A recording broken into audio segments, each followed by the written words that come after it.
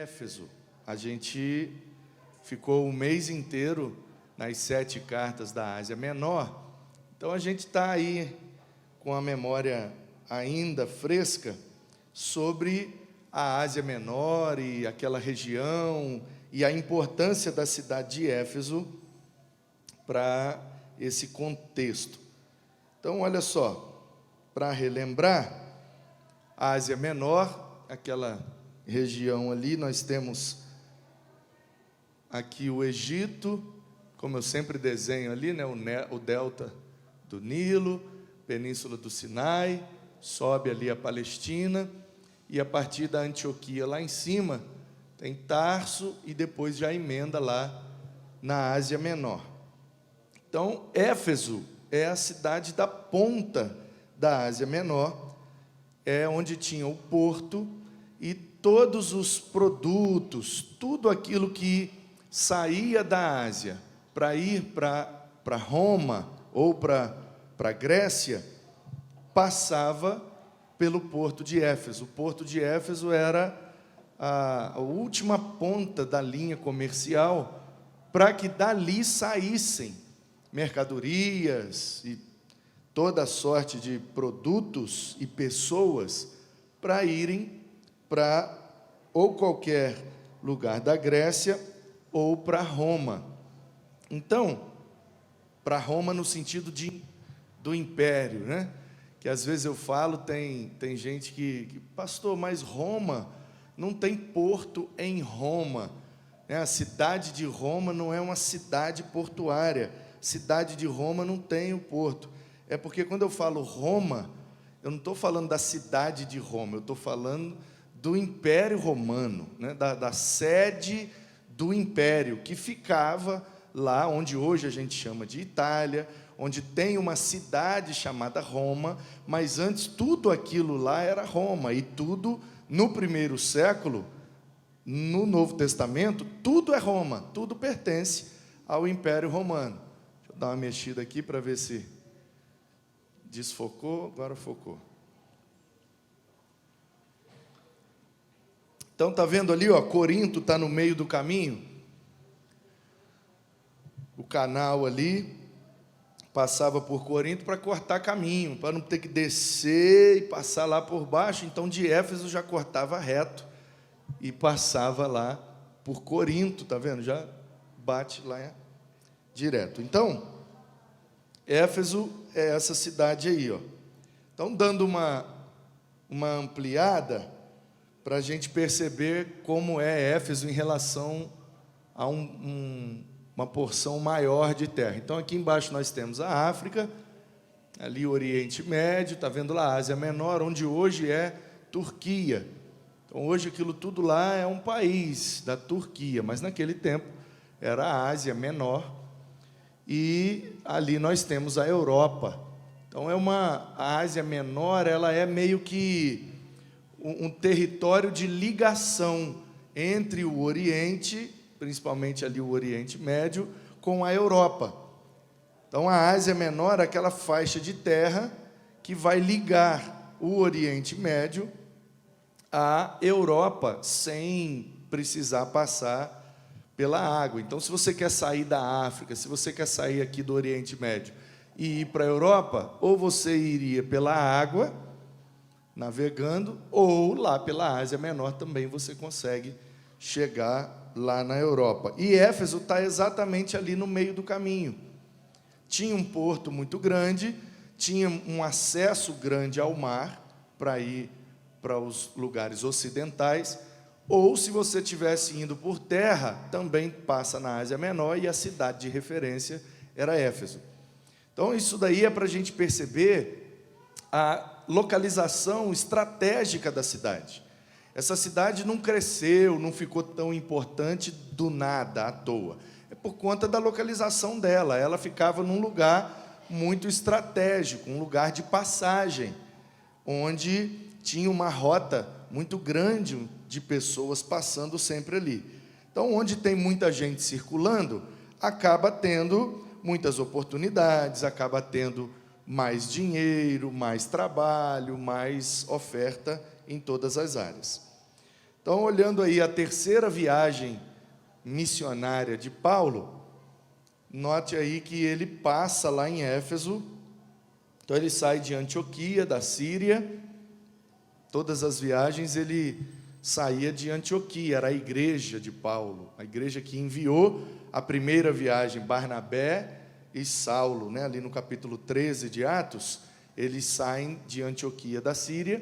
Depois, ele acha que o João Marcos é muito devagar, ele não quer levar mais o Marcos com ele, então Barnabé fica cuidando do Marcos, ele pega o Silas, ou Silvano, depende da transliteração, e aí eles vão, já aí junto com Lucas, junto com Timóteo, em algumas ocasiões, de Antioquia ele sai fazendo a viagem.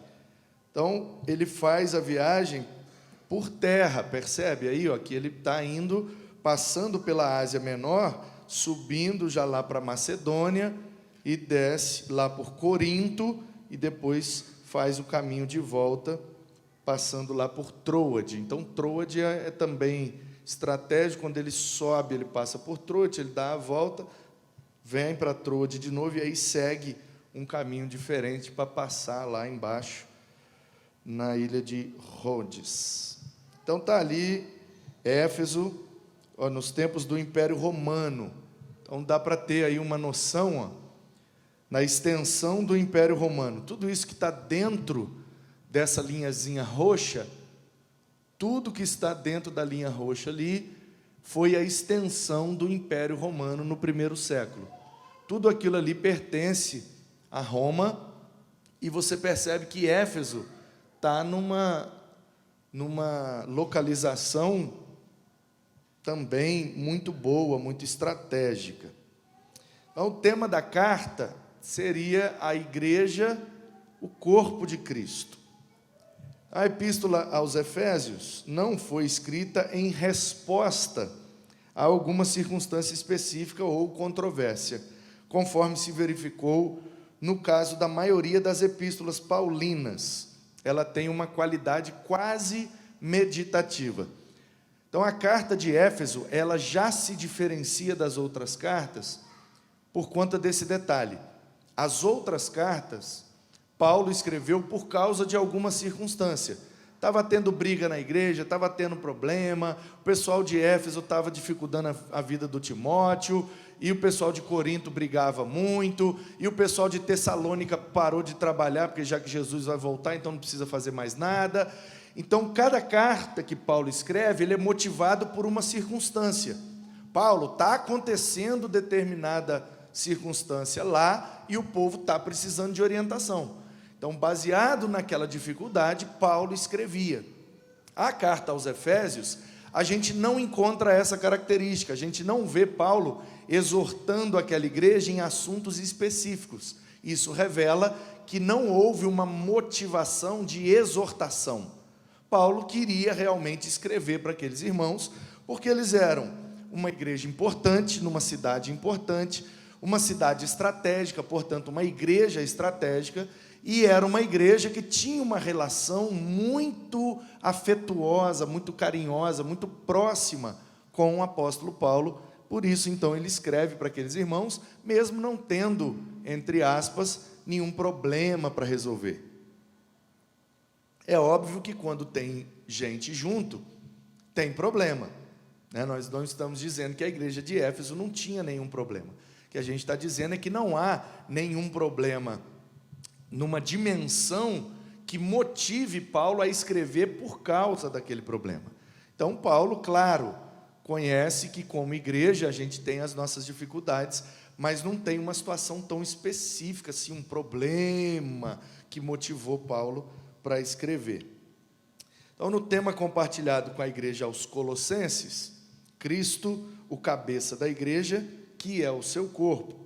Então, essa metáfora que Paulo usa, que é compartilhado entre Efésios e Colossenses, essa metáfora de comparar o ajuntamento dos cristãos com o corpo de Cristo, sendo Cristo o cabeça. E essa figura, ela tem duas fontes, né?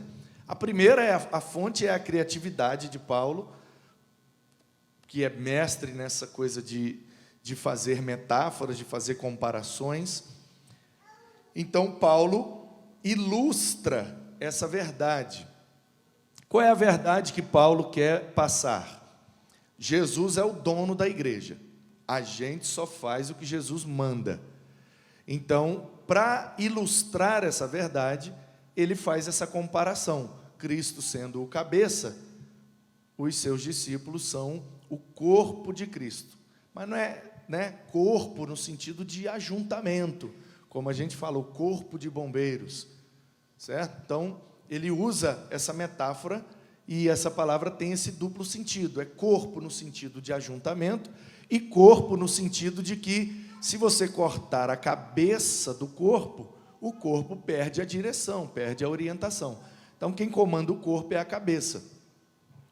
E ele usa isso também baseado na expressão hebraica.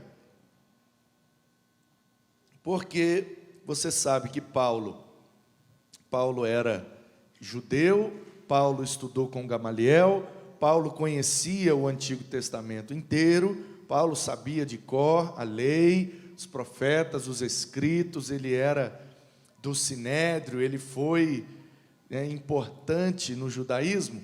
Então ele pega meio que emprestado, porque na sinagoga você tem um líder. Às vezes o Novo Testamento em português traduz como principal.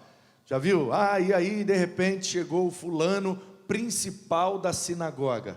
Quer dizer que ele era o líder. E a palavra hebraica para líder é rosh, e rosh é cabeça. Então a ideia no hebraico é que, assim como a cabeça comanda o corpo, o líder comanda os liderados. Então, pode chamar, o líder da sinagoga também é chamado de rosh. E aí o rosh é o cabeça da igreja. Ele não é necessariamente o rabino, ou o rabi, como se falava no Novo Testamento. Ele não é necessariamente o mestre, mas ele é o líder. Ele é o líder que comanda toda a vida na sinagoga. Na área do ensino, que é uma das áreas da sinagoga, então você tem ali o rabi, o rabino, que é o mestre que vai ensinar as crianças e também no sábado ensinar os adultos. Então Paulo pega emprestado essa ideia de que o líder é o rosh, é o cabeça, tanto que se você entrar, olha só que interessante, e eu aprendo muito com eles, principalmente questão da pronúncia, porque, Ricardo, uma curiosidade aqui.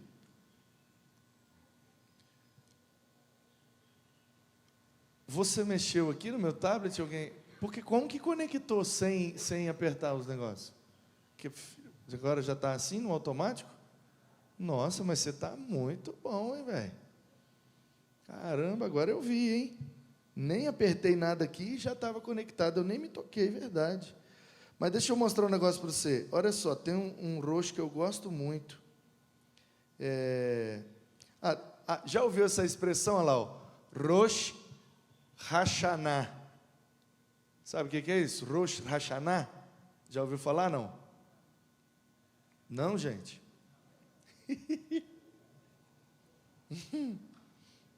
Olha lá, ó, Rosh Hashanah 2023. Olha lá, ó. O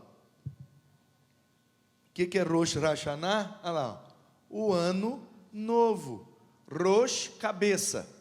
Ra, do Shana é ano. Então, Rosh Hashanah é a cabeça do ano, o primeiro dia.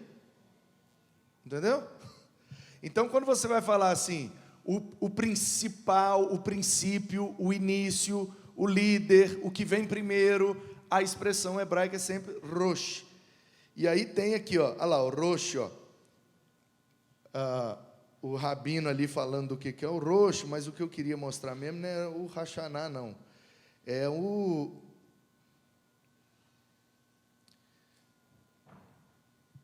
Tem uma congregação lá do Paraná. Eles são judeus messiânicos. Olha lá que interessante, ó. Congregação Israelita da Nova Aliança. Aí, ó, tem as transmissões, ó. Olha que legal. Ó, o rabino lá ensinando. Ó, Moré. Deixa eu ver se tem o rosto deles aqui.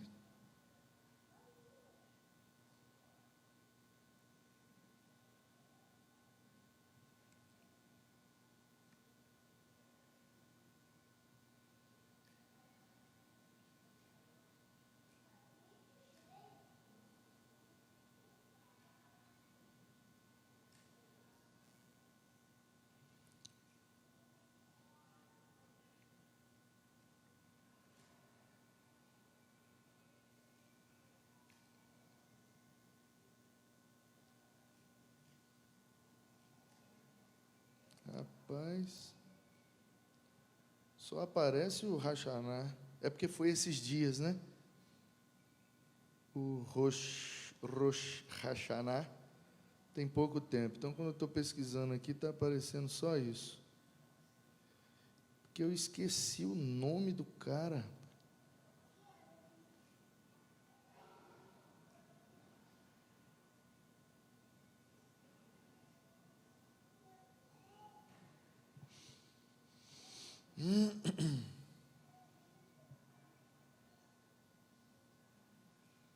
Ah, ali, ó.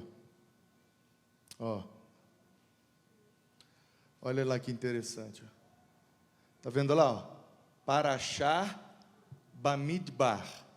Parashá é o ensinamento do sábado. É a nossa escola bíblica. Toda vez que olha lá que legal. Ó, Parashá Bamidbar, quer dizer, o trecho da Torá, porque eles estudam sempre no sábado pela manhã. O Shabat começa sexta-feira às 18 horas, né, e termina sábado às 18 horas. Então, na sexta, a partir das 18 horas, é aquele período litúrgico, vamos descansar, vamos buscar a Deus e tal, tal, tal. Aí, no sábado pela manhã, eles já se reúnem na sinagoga, na congregação, seja onde for, e aí eles têm um período de ensino da lei, tem a Parashá, e aí depois eles fazem músicas, danças, né, vários cânticos, e aí volta para uma espécie de pregação, e aí depois para e estuda de novo, e aí canta e tal, bababá, e vai até final da manhã. Tem congregações que param, almoçam, voltam de tarde, faz mais atividades. Então, isso aqui ele está fazendo a Parashá online, né? Está gravando ali para quem não pode ir lá na sinagoga. Então, olha lá que interessante. O Parashá Bamidbar, comentário por Rosh Gilberto, não sei o que lá. Está vendo lá? Gilberto Branco. Você vê que o cara é brasileiro mesmo, Gilberto Branco. E ele é o Rosh da sinagoga dele. Ele é o líder. Então, olha lá, a Parashá, ele está dando ali o ensinamento da lei, da porção da lei daquela semana, e ele é o Rosh Gilberto, da congregação Bet Mashiach, a casa do Messias, né? Congregação Bet Mashiach, ao nome do lugar onde ele se reúne, que eles não chamam igreja, chama congregação, né? Onde se congregam as pessoas, aí às vezes chama sinagoga, às vezes congregação. Então tem essa congregação aí, Bet Mashiach. Eu não sei se eles são judeus messiânicos, esse aqui eu nunca ouvi, não conheço. Mas está vendo lá, ó, Parashá Sukkot, que aí já é o ensinamento da festa das cabanas. Que a festa das cabanas, dos tabernáculos, em hebraico é Sukkot. Então ele está fazendo uma explicação sobre a festa das cabanas. Então, olha lá, o Parashá Sukkot, comentário por Rosh Gilberto Branco. Então, é só para mostrar para você que, dentro do judaísmo, ou dentro da fala hebraica, a expressão Rosh é uma expressão comum. Quem está liderando um grupo, quem está liderando uma sala de estudos, seja o que for, o líder é sempre o rosh, que é o cabeça, é aquele que comanda, aquele que lidera. Então, Paulo pegou essa expressão emprestado, pegou essa ideia emprestada que os judeus tinham e trouxe para a igreja, aplicando a Jesus, dizendo: olha, ainda que nas igrejas locais a gente tem alguns rabinos, o rosh é Jesus. Entendeu ou não, irmãos? Paulo está dizendo, as congregações em Éfeso, em Colossos ou em qualquer lugar, elas podem ter os seus rabinos, os seus professores, gente que ensina, gente que caminha junto, mas o nosso líder é Jesus. Então, é mais ou menos isso que Paulo está querendo dizer. Eu não posso chamar o meu líder da igreja local de rosh. Por quê? Porque rosh só tem um, e é Jesus. Então Paulo diz, olha, o nosso cabeça, ele até dá alguns dons, algumas habilidades, algumas capacitações, para que ele possa liderar através dos ministérios que ele concede. Então, ele mesmo deu uns para apóstolos, profetas, evangelistas, pastores e mestres. Efésios capítulo 4, versículo 11. Percebe a ideia de Paulo, como é que está tudo aí esquematizado? Por que Paulo, somente aos Efésios, fala sobre esses dons que o rosh dá? Ele está falando que Cristo é o cabeça, o rosh. E aí ele fala, e ele mesmo, ou seja, o nosso rosh, ele não abre mão de ser rosh, ele é o líder de todos. Mas para poder edificar a sua congregação, para poder ensinar, para poder tirar dúvida, para poder caminhar junto, ele deu alguns dons, algumas habilidades, que é através das pessoas com essas capacitações que ele vai liderar a sua igreja. Ah, é, Paulo? Então como que o rosh lidera a igreja através das pessoas? Olha, ele colocou em alguns o dom de ser apóstolo, desbravador, o enviado, que é isso que significa a palavra apóstolos no grego. Então ele capacita alguns para serem enviados, para desbravarem e colocar congregação onde não tem congregação. E aí ele capacita alguns para falar e exortar o povo em nome de Deus, os profeteos, né? O fonoteos. Pro é aquilo que faz antes e em favor de, o fono é falar, o teos é Deus. Então você junta pro, fono, teos, você tem ali profecia. O que é profecia? É falar antes em favor de alguém, em nome de Deus. É Deus falando através da pessoa. Esse é o dom de profeta. E aí, a alguns, ele deu a capacitação de levar as boas novas, a boa notícia, porque o apóstolo desbrava, vamos levar a igreja onde não tem igreja, vamos estender o corpo de Cristo para um lugar onde Cristo ainda não está. Então o apóstolo desbrava, o profeta vem descendo o cajado, assim diz o Senhor, e tome pancada, está todo mundo errado, vai todo mundo para o inferno. Aí o povo, meu Deus, então não tem jeito para mim, eu estou condenado. Aí vem o evangelista, não, eu tenho uma notícia boa para você. Qual que é a notícia? Você não precisa ser condenado. O que eu faço? Creia em Jesus. Se você crê em Jesus, então vai resolver esse seu problema. Você crê? Eu creio. Você quer ficar junto de todos os que creem? Quero. Então entra aqui, ó. É aqui que se reúne todo mundo que crê. Aí a pessoa entra, aí vem uma outra capacitação, que é o pastor mestre. Poimenas cai didáscalos. É o cara que vai cuidar e ensinar todos os que creram e agora estão congregando juntos. Então a teoria de Paulo é, o rosh é Jesus. Assim como nas sinagogas, o rosh designava quem vai liderar a música, quem vai liderar o ensino, quem vai liderar as crianças, os adultos, as mulheres. Assim como o rosh designa quem faz o que numa sinagoga, Jesus, como cabeça, designa quem faz o que na sua igreja. Então, uns para serem enviados, uns para bater no povo, uns para chamar o povo para dentro e uns para cuidar e ensinar o povo. Essa é a teoria de Paulo na carta aos Efésios, pegando emprestado esse elemento muito forte na rotina, no estilo de vida e na cultura judaica, que é essa distinção entre o rosh e todos os que desempenham funções numa sinagoga. Entendido? Tranquilo? Fácil, né? Então, a indicação que Tíquico haveria de acrescentar pormenores a respeito das circunstâncias de Paulo, mediante suas próprias palavras, subentende que Tíquico foi o portador da epístola que veio a ser intitulada aos Efésios. Capítulo 6, versículos 21 e 22, mostra a relação de Tíquico com essa igreja de Éfeso e como possível intermediário entre a igreja e Paulo. Porque Paulo agora está numa outra situação. Paulo agora está em Roma, Paulo está preso, Paulo está num outro momento da sua vida. Então a ideia é que Tíquico seja o intermediário, o cara que veio trazer notícia de Éfeso e provavelmente o cara que levou a carta que Paulo escreveu para a igreja de Éfeso.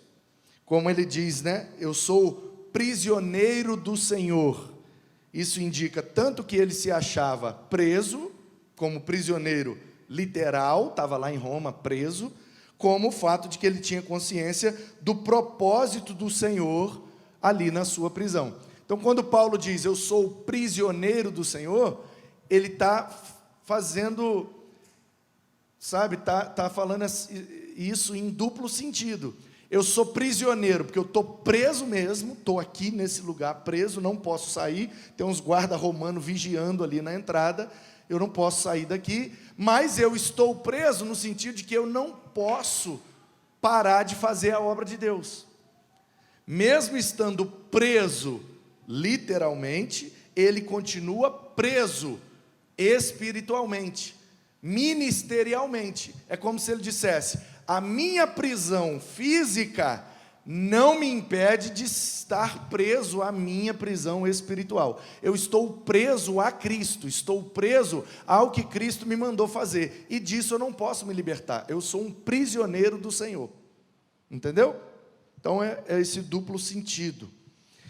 Ele deve ter escrito tanto Efésios quanto Colossenses aproximadamente ao mesmo tempo, porque o tema das duas epístolas é muito parecido. E Colossos é uma cidade da Ásia Menor também. Ela não está citada ali nas 7, mas ela fica lá, junto com Hierápolis. Eram 9 cidades que tinham mais proeminência na Ásia Menor. Éfeso, Esmirna, Pérgamo, Tiatira, Sardes, Filadélfia, Laodiceia, Colossos e Hierápolis. Então, a Hierápolis não tem uma carta, a Colossos tem uma carta. Não está naquela do Apocalipse. Jesus não mandou João escrever, nem para Colossos, nem para Hierápolis. Mas existem essas duas cidades, tem igreja lá, e Paulo nunca passou em Colossos. E isso é interessante, já dando aqui um spoiler da carta aos Colossenses. Como que tem igreja em Colossos se Paulo nunca passou por lá? Então a ideia é que haviam colossenses em Éfeso. Sempre tem gente do interior na capital, sim ou não? Nem sempre tem gente da capital no interior, mas sempre tem gente do interior na capital, para resolver um problema, para pagar um imposto, para ir no médico, seja lá o que for, na capital sempre tem mais oportunidades. Então o pessoal do interior vira e mexe, está na capital. Então a ideia que se tem, não existe prova, porque Paulo não revelou esse detalhe, mas a ideia que nós temos é, havia algum ou alguns colossenses naquele período que Paulo ficou em Éfeso, porque ele ficou 2 anos, aproximadamente 2 anos em Éfeso, pastoreando a igreja lá, ficou parado, fixo, congregando, ensinando, treinando os irmãos ali de Éfeso. Então a ideia é que nesse período que Paulo passou em Éfeso, provavelmente algum colossense converteu lá, foi discipulado lá, aprendeu o evangelho lá com Paulo e, voltando para Colossos, continuou fazendo culto, continuou levando o evangelho, e isso acabou gerando uma comunidade, uma igreja nova lá em Colossos. Então, Paulo, quando vai escrever para Efésios, ele já meio que escreve também para Colossos, que fica na mesma região, portanto, enfrenta os mesmos problemas e precisa receber as mesmas orientações. Apesar da epístola aos Efésios possa ter sido dirigida à região circunvizinha a Éfeso, e não à própria cidade, há pouca probabilidade de que Paulo tenha escrito em algum cárcere em Éfeso. Então, tem gente que acha que Paulo estava preso na própria cidade de Éfeso. E a grande maioria acha que não, que ele escreveu preso, mas já lá em Roma, no final do seu ministério. Então, tem essa teoria de Goodspeed, né, o erudito norte-americano, que disse que não foi Paulo que escreveu aos Efésios.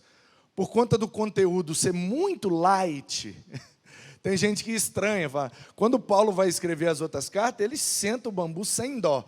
Aí quando você chega em Efésios, ele está todo polido, todo carinhoso, todo bonzinho. Aí o pessoal fala, não foi Paulo que escreveu isso aqui não, isso aqui está muito light. Aí esse cara norte-americano, um erudito, pesquisador do Novo Testamento, a proposta dele é essa: deve ser algum admirador, um discípulo, alguém que Paulo ensinou, no final do primeiro século, decidiu escrever essa carta, por isso que ela parece muito com Paulo, mas pode ser que não tenha sido Paulo que escreveu. É a teoria desse cara, também não tem como provar, é só uma curiosidade para você. Então, já falei, tal como Colossenses, Efésios se divide em duas porções. Primeiro, do 1 ao 3, tem natureza doutrinária. Os privilégios espirituais da igreja. Quais são os privilégios de ser crente? Paulo vai dizer aí nos 3 primeiros capítulos. Depois, aí é exortação, orientação, ensino, já é mais voltado para as responsabilidades espirituais. Então, os crentes têm privilégios espirituais, mas eles também têm responsabilidades espirituais.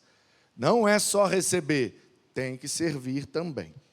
Então, após a saudação, Paulo se lança uma doxologia de louvor. A doxologia, gente, é a maneira peculiar como uma pessoa demonstra a sua adoração a Deus, sabe? Então, é mais ou menos esse o significado, né? Doxa seria o louvor, a adoração, e logia o logos, o discurso. Então, como que uma pessoa sempre demonstra que ela está louvando e adorando a Deus? Aquilo é a doxologia daquela pessoa.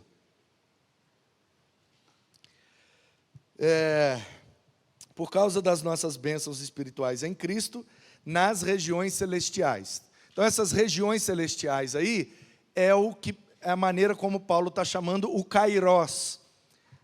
A gente já aprendeu, né, que o primeiro andar aqui é o Cronos, o ambiente onde tem tempo, onde o tempo passa. O segundo andar, né, a eternidade, é o Kairos, é um ambiente sem tempo.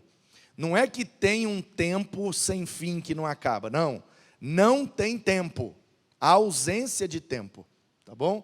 É o Kairos, é a eternidade, ou, como alguns chamam, o mundo espiritual. Paulo chama esse ambiente de regiões celestiais. Ele está falando da eternidade, do âmbito espiritual, onde estão aí os anjos, os demônios, né? E a gente não vê, mas é uma realidade. Ele chama esse ambiente dessa forma. Então, a maneira como Paulo adora a Deus, como ele demonstra adoração nas suas palavras, delineia o papel desempenhado por todos os membros da Trindade. O Pai seleciona os crentes, eleição. O Filho redime e o Espírito sela, ou seja, o dom do Espírito é a garantia ou o penhor de que ele completará a salvação dos remidos na volta de Cristo. A gente já viu na pneumatologia, e esses dias a gente refrescou a memória por causa da carta aos Coríntios. a diferença entre dom do Espírito e dons do Espírito. Ok? Se lembram? Sim ou não? Qual é a diferença de dom do Espírito para dons do Espírito? É difícil, né? Hã? Isso, dom é um presente, a salvação. Quando Pedro prega lá em Atos 2, lembra? Pedro é ótimo, hein? O Pedro acaba de pregar. O Pedro pregou, quase um trava-língua, né? O Pedro pregou e o pessoal perguntou: e agora, o que a gente faz? Aí ele diz: batiza, e vocês receberão o dom do Espírito Santo. Então ele acabou de pregar, o pessoal creu na pregação e desejou o batismo. Pedro está dizendo: vocês foram salvos, vocês estão recebendo o dom do Espírito Santo. E aí, quando Paulo escreve aos Coríntios, ele fala dos dons do Espírito Santo, que são 9 dons que a gente já viu ali. Então, o conteúdo de Paulo aos Efésios, ele traz a trindade operando na vida da igreja, o Pai, o Filho e o Espírito, com ações diferenciadas. A fim de ajudar os leitores a apreciarem a magnitude da graça de Deus, o apóstolo contrasta o domínio que o pecado exercia sobre eles, antes de se converterem, e sua libertação dessa tirania do pecado após a sua conversão. Então, a teoria de Paulo também é que, quando a gente não é crente, a gente vive de acordo com aquele sistema pecaminoso que a gente cresceu e faz muita coisa, mesmo sem saber por que faz, e, às vezes, ignorantes do erro. Mas agora que a gente converteu, aceitou Jesus, está aprendendo na igreja, está sendo ensinado, está sendo cuidado, está sendo orientado, então agora a gente tem condição de se libertar daquelas velhas práticas e matar a nossa natureza pecaminosa. Também ressalto o fato que a salvação é algo totalmente desmerecido ou imerecido. Aos Efésios, Paulo bate mesmo o martelo de que pela graça sois salvos. Isso não vem de nós, é dom de Deus. Percebe? Toda vez que vai falar de salvação, fala de dom no singular. Por isso que a gente separa. Dom é a salvação e dons são as capacitações que a gente recebe para a edificação da igreja. Então, o ato de Deus salvar a gente através da fé e não através de obras, de boas obras, de obedecer isso ou deixar de fazer aquilo, é pela graça de Deus, ninguém merece, mediante a fé em Jesus.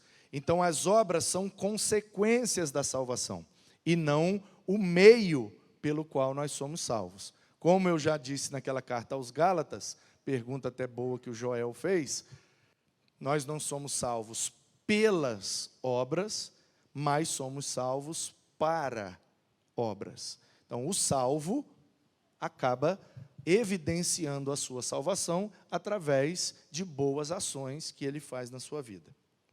A graça divina manifesta-se, sobretudo, na redenção dos gentios, arrancando-os do paganismo, bem como na sua igualdade com os judeus no seio da igreja. Então, Paulo sempre vai comparar judeus e gentios estando no mesmo patamar. Embora ele fosse judeu, embora ele... E é muito interessante a gente ver isso. O Paulo, que antes era extremamente zeloso do judaísmo, agora ele está dizendo que qualquer pessoa no mundo, mesmo não sendo judeu, precisa de Deus tanto quanto o judeu precisa de salvação. Então, Paulo está fazendo um negócio aqui que é praticamente impossível você ver um judeu fazer, que é dizer que qualquer outro povo é igual a eles. ou que eles, judeus, são tão carentes de Deus quanto qualquer outro povo pagão. Um judeu nunca faria isso.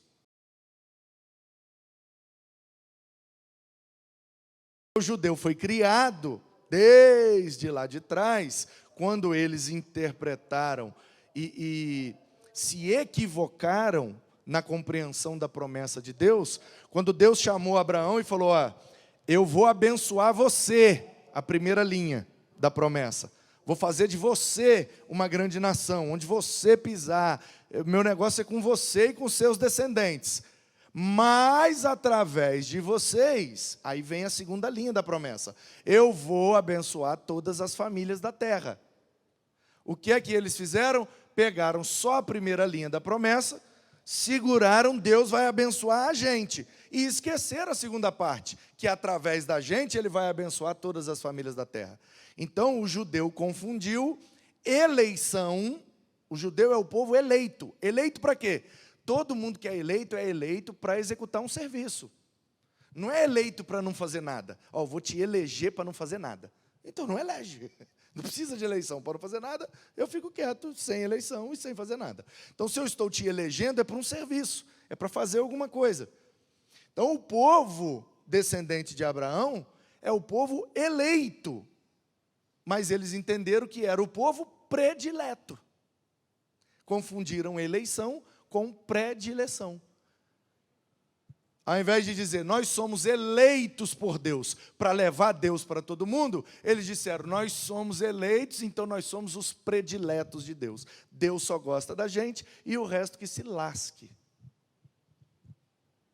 Então eles, depois de centenas de anos, pensando e ensinando dessa forma, era muito raro você encontrar um judeu que dissesse que qualquer povo de qualquer nação é igual a eles. Eles diziam, não, nós somos os preferidos, nós somos os prediletos, nós somos os melhores, nós estamos acima. O resto está tudo abaixo e ninguém merece, e nós somos top.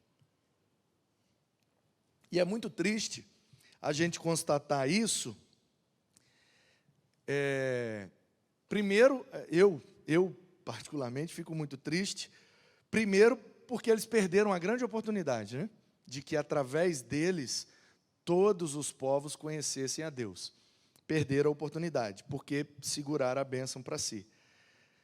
Isso me dá tristeza. Agora, uma outra coisa que me dá tristeza também é de ver que nós, os cristãos, às vezes caímos nesse mesmo erro. De que em Cristo nós somos eleitos e a gente confunde e acha que em Cristo nós somos prediletos. Deus gosta mais da gente do que dos outros. A gente cai no mesmo erro e isso me entristece profundamente. Então, a muralha divisória de hostilidade entre os dois grupos, judeus e gentios, simbolizada pelo muro existente nos átrios do templo, para além do qual os gentios não eram permitidos passar, não existe mais na igreja.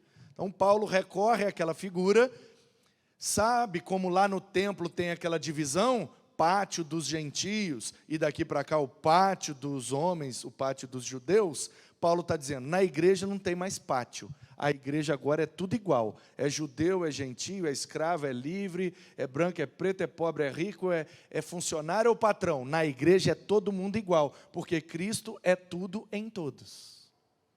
Entendeu a ideia de Paulo? Antes de Paulo escrever isso aqui, gente, ninguém pensava dessa forma, não.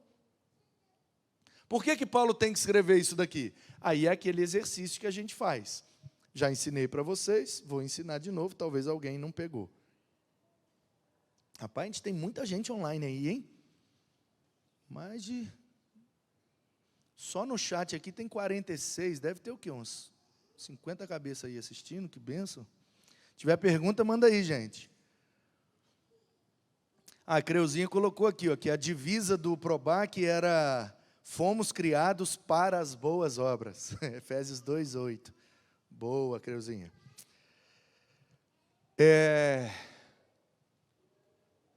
O que eu ia falar mesmo?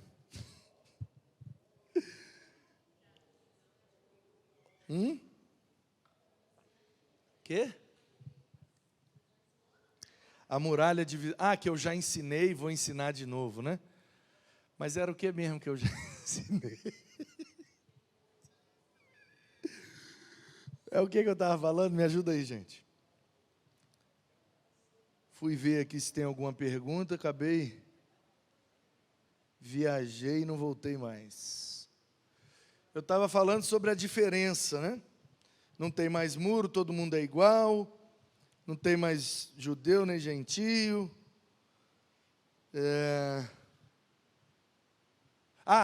Lembrei. É o exercício de saber quais eram os problemas que tinham nas igrejas a partir das cartas escritas para essas igrejas. Então, o exercício é você tentar adivinhar o que está sendo dito do outro lado da linha. Então, o exercício é mais ou menos assim.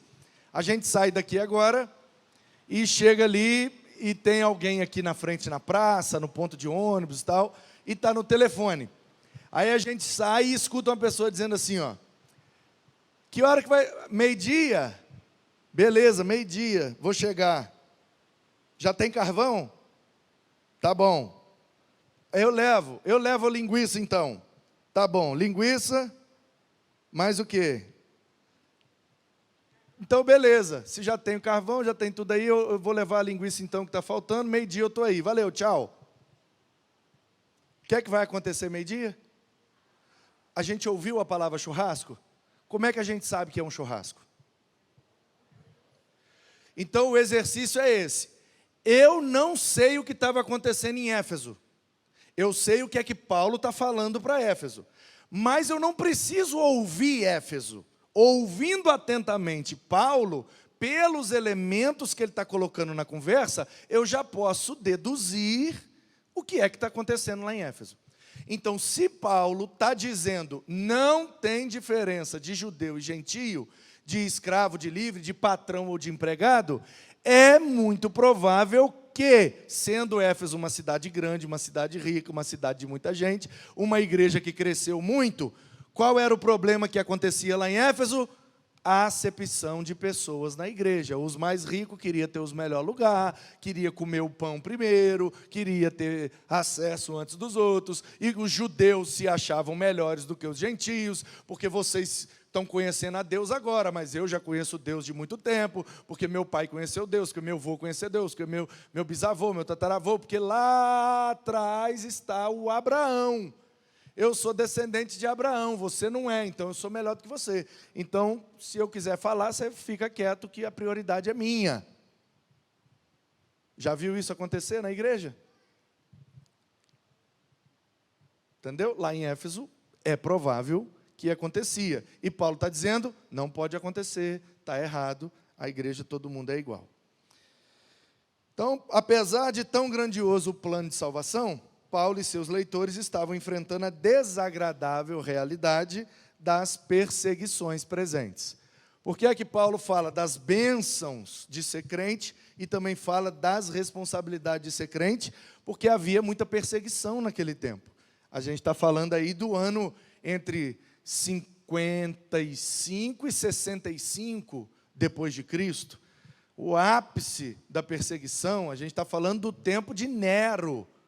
Provavelmente, um pouco antes, um pouco depois, mas a perseguição era extrema, muita gente morria por causa do Evangelho.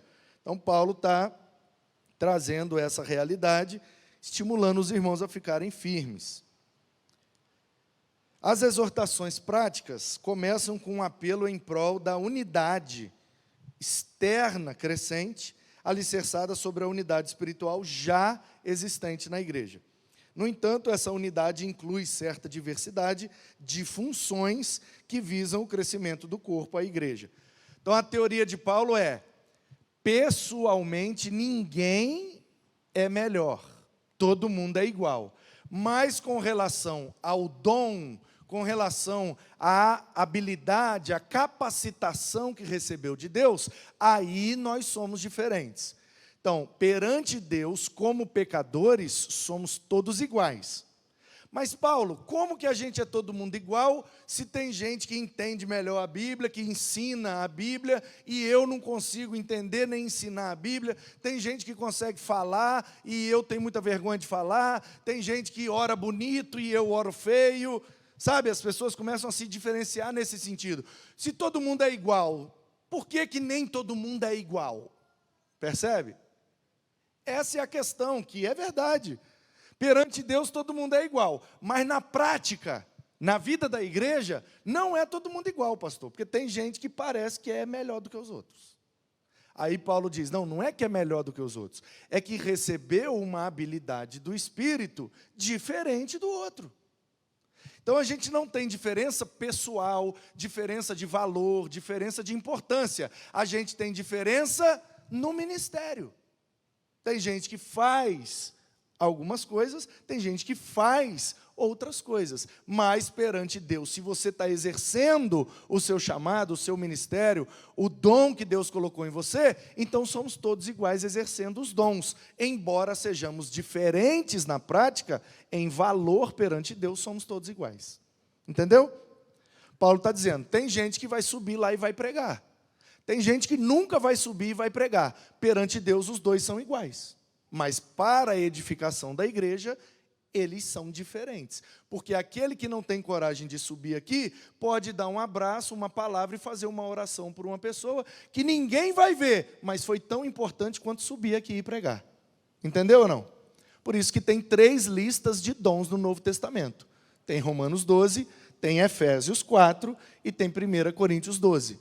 Os dons que eu chamo, né, os dons do Pai, do Filho, do Espírito, os dons de administração, os dons de expansão e os dons de avivação, para poder rimar, mas eu ainda não encontrei uma palavra melhor para colocar aí. Mas eu acho assim, que o Pai dá habilidades para administrar bem a igreja, a lista ali de Romanos, o Filho dá habilidades para a expansão da igreja, apóstolo, profeta, evangelista, pastor, mestre, e o Espírito dá habilidades para manter a igreja viva o tempo inteiro. Palavra, fé, milagre e tal. Então, as instruções sobre santificação, ó. Dizeis sempre a verdade, mostrai-vos indignados com justiça, quando isso se fizer necessário, mas não permitam pecado, não controlando a ira, na verdade, a raiva, né? Não roubem, evitem a linguagem obscena e o humor malicioso, orientações de Paulo para Éfeso. A sessão termina com um verso em tercílio e métrico, que pode se originar em algum primitivo hino batismal, entoado no momento em que o candidato ao batismo emergia das águas. Desperta, ó tu que dormes, levanta-te dentre os mortos, e Cristo te iluminará. Existe a possibilidade, os estudiosos acham, que esse trecho é muito poético, escrito de uma forma muito poética, com uma métrica muito perfeita, sobretudo no grego, e eles pensam assim, Paulo nunca escreveu um negócio assim, Paulo não era muito lá poeta, muito sensível, muito de escrever com palavra bonitinha, tudo certinho. Das duas, uma. Aí por isso que aquele irmão lá, o Goodspeed, ele acha que não foi Paulo que escreveu aos Efésios, porque tem alguns trechos que não parece mesmo que é Paulo. Aí tem uns outros que dizem assim, pode ter sido Paulo, só que Paulo escreveu algo que não era de sua autoria. Talvez era uma poesia, uma música, alguma coisa que a igreja conhecia bem, e ele colocou esse verso ali, já que a igreja conhece bem, ele tomou emprestado e inseriu ali na carta. E como tem essa ideia de desperta de um sono, levanta dos mortos e Cristo iluminará, parece que pode ser alguma música, alguma poesia, alguma coisa que era falado ou cantado no momento do batismo das pessoas. Só uma possibilidade. Então ele exorta para que sejamos cheios do Espírito. Ele condena, né, a embriaguez com álcool e dá uma saída. E às vezes esse é o nosso problema como igreja. A gente proíbe umas práticas, mas não dá uma saída para aquilo. Ah, não pode fazer isso. Tá, então eu posso fazer o quê? A igreja sempre tem uma lista do que não pode, mas ela quase nunca tem uma lista do que pode. Então a gente fica sabendo tudo o que a gente não pode fazer, mas a gente não fica sabendo do que a gente pode fazer. Ó, você não vai fazer isso, mas tem isso aqui para você fazer. A gente é proibido, mas não é estimulado. A gente é exortado na prática errada, mas não é motivado na prática certa. Paulo não era assim. Paulo, toda vez que ele proíbe um negócio, ele dá uma saída para você fazer uma outra coisa. Então, Paulo, tudo bem, eu não posso beber, não posso ficar embriagado. O que eu posso? Ele fala, beba do Espírito. Se encha de Deus, se embriague da vontade de Deus. Ah, tudo bem, então ao invés de beber, eu vou buscar o Espírito, vou beber, vou me encher do Espírito para que Deus me use cada vez mais. Então ele proíbe uma prática e dá uma outra alternativa. A submissão mútua envolve as obrigações sociais da subordinação de uma esposa ao seu esposo, moldada no exemplo da subordinação da igreja e Cristo. Envolve o amor de um marido para com sua mulher, moldando no amor de Cristo pela igreja, moldado, né? Envolve a obediência dos filhos aos seus pais, a paciência paterna com os filhos, a obediência dos funcionários ao seu patrão e a gentileza dos patrões para com os seus empregados. Então, nos parece muito óbvio, pelo tamanho da cidade, pela importância da cidade, pela quantidade de oportunidades que tinha em Éfeso, lá tinha muito patrão e muito funcionário. Começavam a se converter e vinham para a igreja. Quando chegavam na igreja, Paulo está dizendo, ó, aqui dentro não tem nem patrão nem empregado, são dois irmãos em Cristo. E lá fora, você que é empregado, trabalha para ele como se ele fosse Jesus. E você trate ele bem como se ele fosse Jesus. O parâmetro agora é esse. O funcionário não pode morcegar, porque se ele é crente, ele tem que trabalhar corretamente. E o patrão também não pode humilhar só porque é patrão, porque ele precisa tratar o outro como Cristo trataria, ou como se o outro fosse Cristo. E aí Paulo agora está orientando as relações sociais de marido e mulher, de pais e filhos, de patrões e funcionários. Depois ele vincula as metáforas da cabeça e do corpo, como eu já expliquei, questão da união também ali de ser uma só carne, que já falei. Antes da despedida, Paulo exortou seus leitores a que se equipassem com a armadura. Aí no capítulo 6 ele vai trazer, o capacete da salvação, couraça da justiça, escudo da fé, espada da palavra, o sapato do evangelho, né?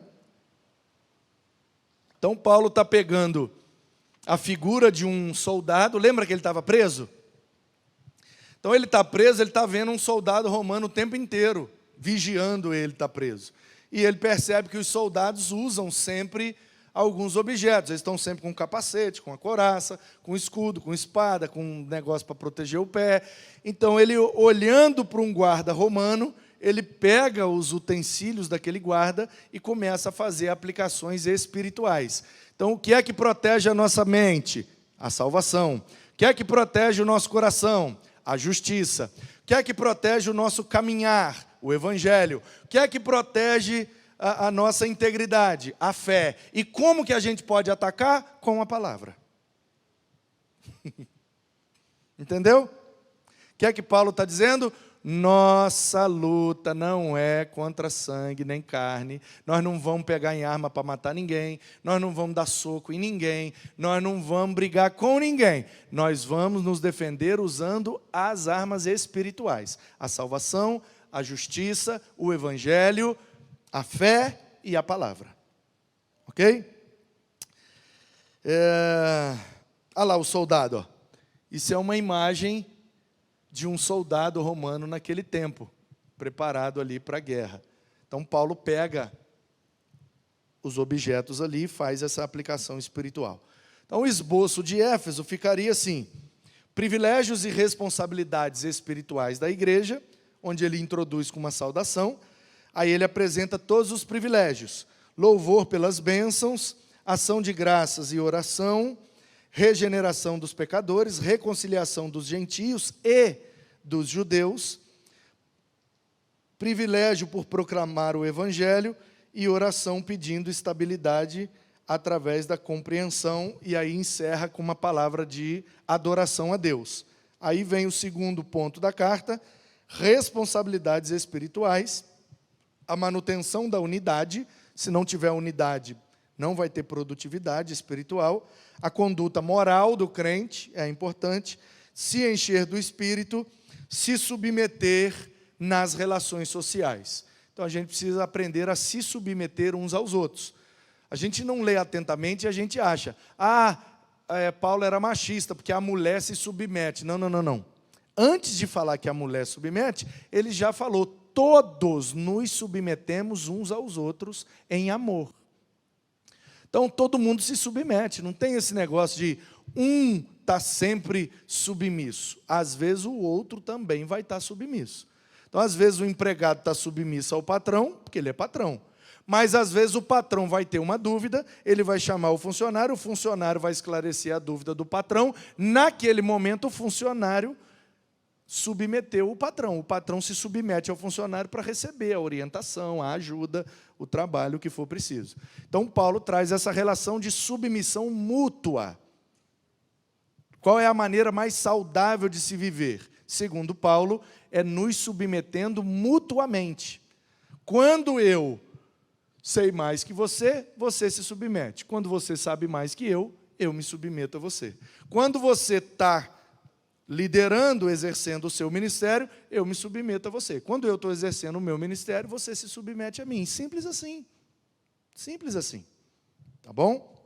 O problema é que a gente, por causa da nossa natureza pecaminosa, a gente acha que submissão tem a ver com humilhação. E não, irmãos. Se submeter não é se humilhar, não.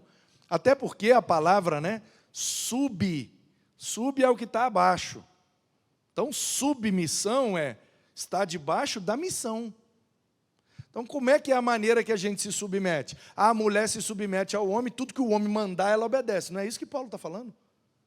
Paulo está falando, já que no nosso tempo e na nossa cultura, as mulheres não têm acesso às decisões, elas não votam, ela não vai na sinagoga, ela não entra aqui, nem ali, nem lá, nem lá. É uma característica do nosso tempo, não foi Paulo que inventou isso. O Paulo só está constatando isso. Já que as mulheres não têm poder de decisão, que elas então se submetam à decisão do seu marido quando ele estiver submisso a Cristo. Se ele falar, vamos crer em Jesus, a família toda crê em Jesus. Por quê? Porque o cara decide e todo mundo se submete. Essa era a cultura. Por isso que o carcereiro foi embora e vai crer no Senhor Jesus e será salvo, tu e a tua casa. Não é que o cara chegou em casa, ele pregou para todo mundo e todo mundo se converteu. Não era essa a cultura daquele tempo. A cultura daquele tempo é, o que o homem da casa decidir, todo mundo vai atrás. Então, se o pai da família diz que agora ele é crente, nossa família é crente. Pronto. Simples assim. E Paulo está pegando esse elemento da cultura e trazendo para a igreja para orientar os cristãos com relação a esse relacionamento e essa submissão mútua que tem que haver. E na igreja, a gente precisa ter respeito e entender que todo mundo diante de Deus tem o mesmo valor. Obediência dos escravos com os senhores. Escravo e senhor, você sabe, é funcionário e patrão, tá? Não é escravo naquele sentido, tomando chicotada, não é isso não. Tá? É doulos, no sentido de o funcionário do cara. Aí, Filipenses, a próxima aí do papel, é Filipenses? Porque a minha aqui, eu não sei se está exatamente na ordem, mas vamos lá. Então, Filipenses, uma nota carinhosa de agradecimento. Paulo quer agradecer aquela igreja. Segundo as aparências, a igreja de Filipos era a favorita de Paulo, ele recebia apoio financeiro regular da parte dela. A epístola aos Filipenses, pois, é a mais pessoal de qualquer das epístolas que Paulo escreveu. muito pessoal, muito... Paulo se expõe muito, ele abre o coração mesmo, sem nenhuma vergonha. Durante a viagem ou depois da sua chegada com a oferta, Epafrodito ficou doente de maneira quase fatal. Os crentes de Filipos ouviram falar de sua enfermidade, chegou o recado de volta a Epafrodito de que eles preocupavam com ele. Paulo sentiu que Epafrodito desejava retornar a Filipos e por isso enviou de volta como portador da epístola. Está lá no capítulo 2, no 25 a 30. O regresso de Epafrodito não somente capacitou Paulo a escrever aos filipenses acerca da sua gratidão pela ajuda financeira, mas também deu oportunidade de contra-atacar a tendência para o cisma. A igreja de Filipos estava quase se dividindo. E aí Paulo escreveu para orientar aqueles irmãos e adverti-los a respeito dos judaizantes, o mesmo problema de Gálatas, e preparar aqueles crentes para as visitas no futuro próximo do Timóteo, quem sabe, do próprio Paulo. Então, Epafrodito é a forma completa de Epáfras.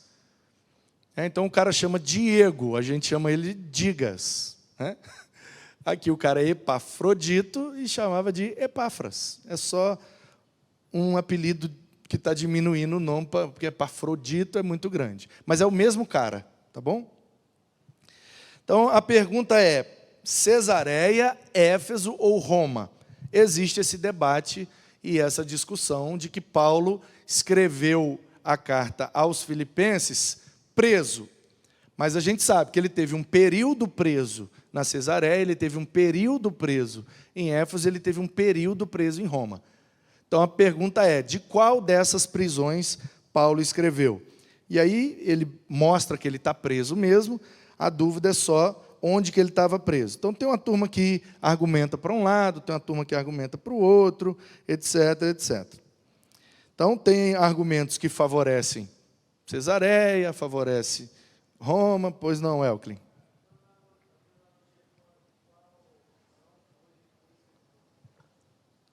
A pergunta do Elklin é qual a cronologia, qual que ele foi preso primeiro.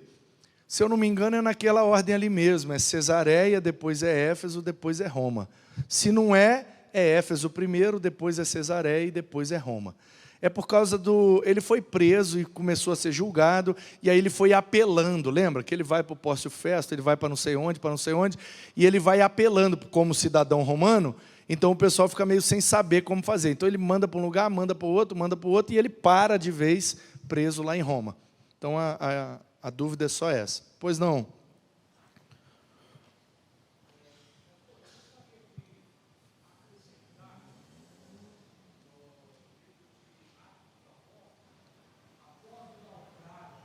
Sim.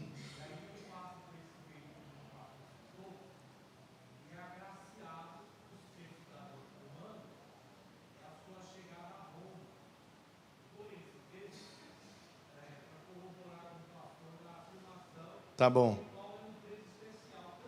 Sim.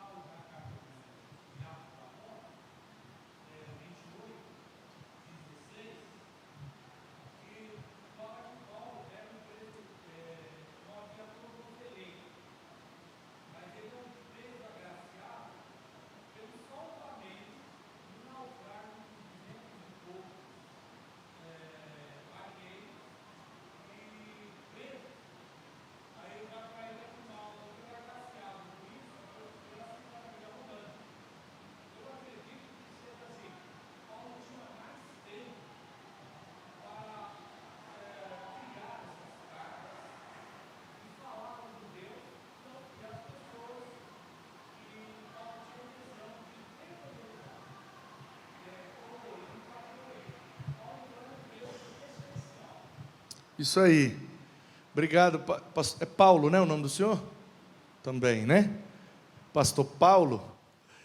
ele nos lembrou aqui dessa passagem lá de Atos, que mostra que Paulo era um preso diferenciado.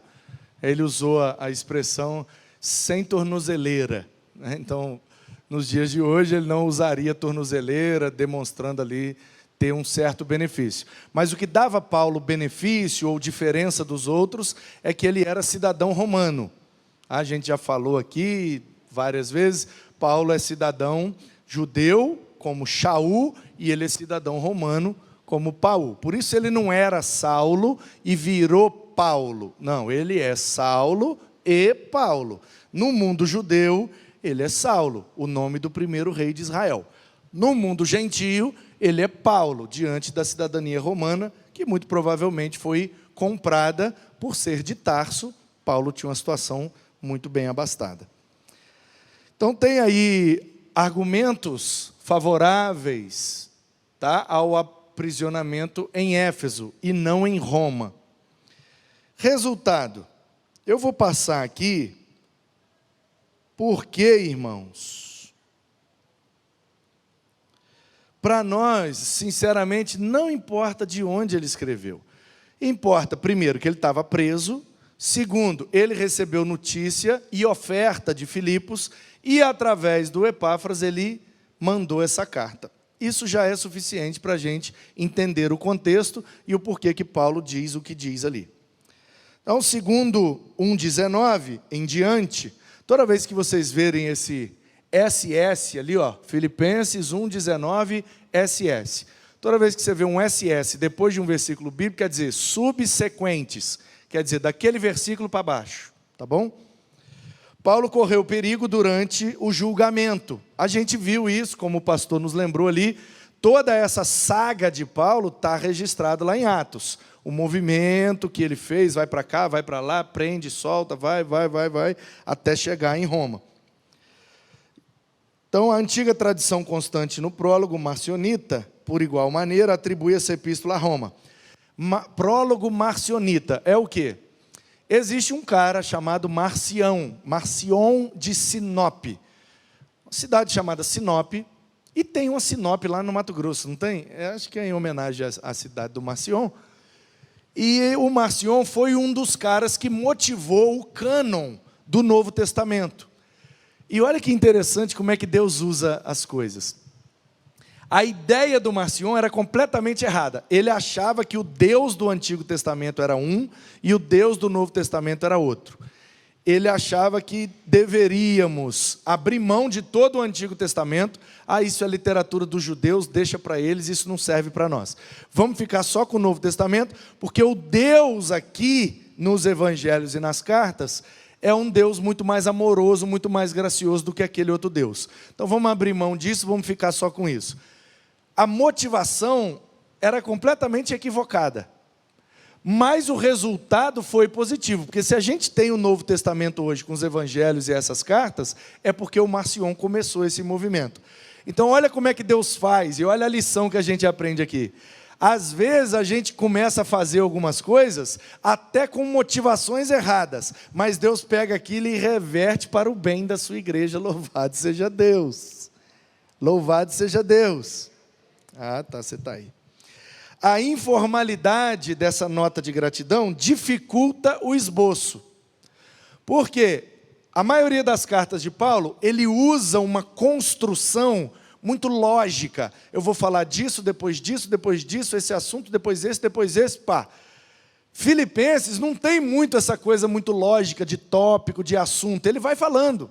Aí, gente, obrigado aí, aquela vez vocês fizeram isso, fizeram aquilo, mas aquele outro negócio, não sei o quê, e obrigado, e valeu, e tchau, e cuidado com isso, com aquilo. E ele vai falando de forma muito livre. Então, dificulta um pouco a gente ter esse esboço. Então, capítulo 1, ações de graças.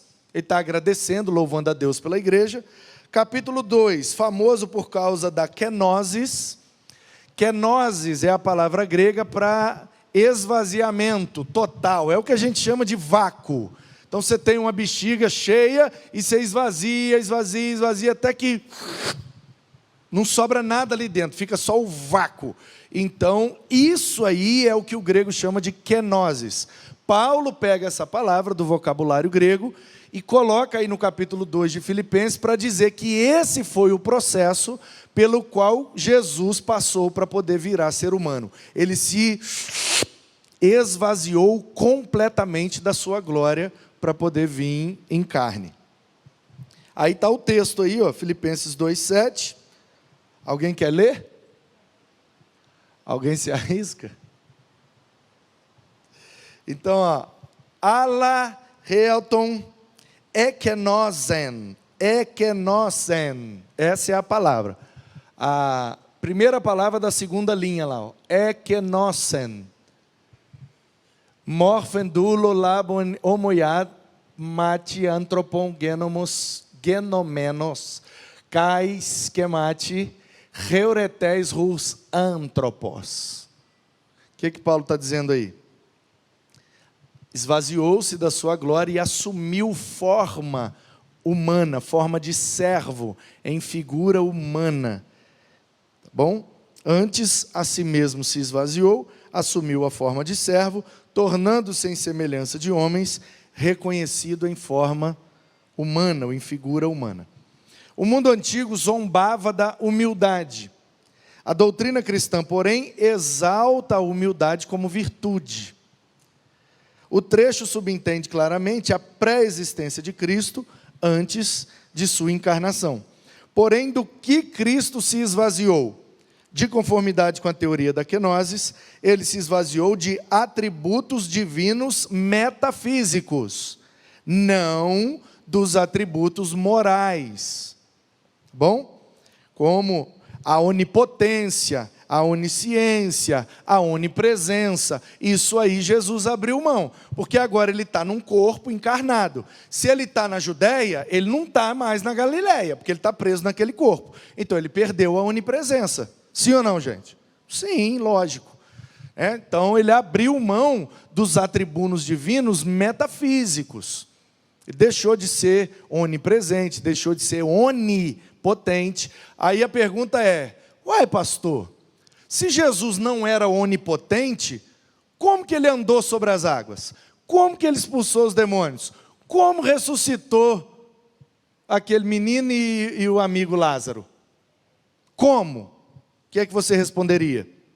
Jesus abriu mão da onipotência de ser Deus, mas ele realizou alguns feitos extraordinários, sobrenaturais.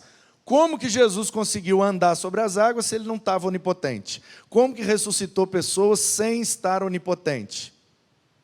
O que é que você responde?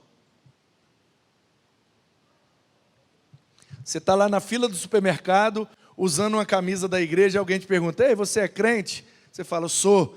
Estou com uma pergunta para fazer para um crente. Se Jesus abriu mão da sua glória e não era mais onipotente, como é que ele conseguiu andar sobre as águas, expulsar demônio e ressuscitar pessoas?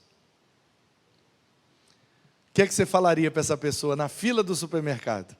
Você falaria, eu vou te passar o contato do meu pastor.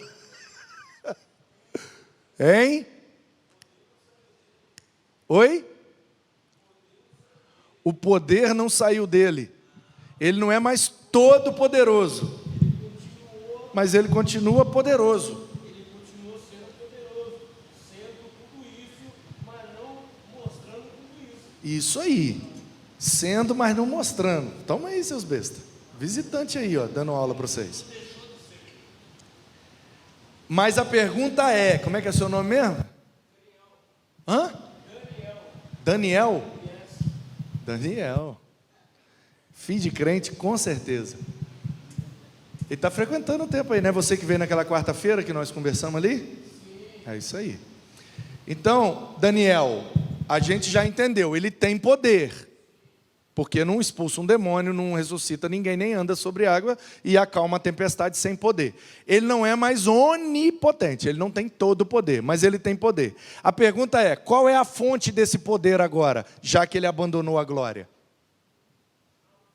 Vai, para tirar 10 agora. De acordo com o que eu li a Bíblia, eu vou entender no meu entendimento que ele está... Aí você já começou a me enrolar agora. Eu vou entender no meu entendimento, de acordo com a minha... Aí você já está enrolando.